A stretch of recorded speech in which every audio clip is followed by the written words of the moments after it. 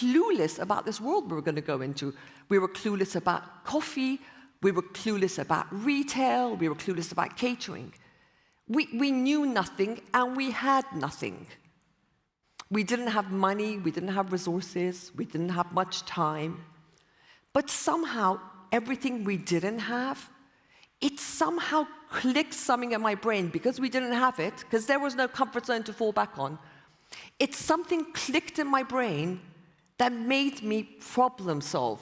The same way I problem solve outside, the same way we problem solve for our children, for our families at the weekends.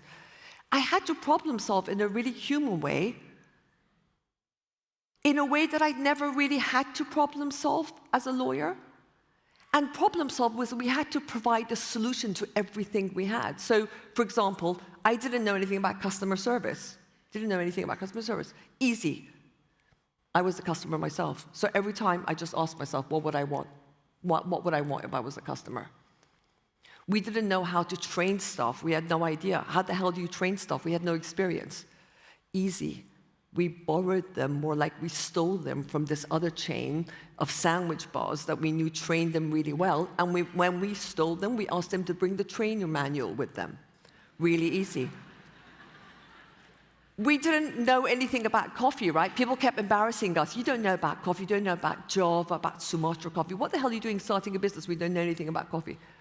Really easy solution. We blagged our way onto this really amazing coffee training course. Was so enthusiastic that in the course of a morning, I ended up having 26 espressos. I don't recommend it.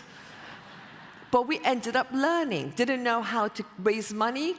Easy, called up 40 bank managers. Eventually, we found the one bank manager that had to give us a loan. He somehow must have had some loan quota to fulfill. I don't know what it was.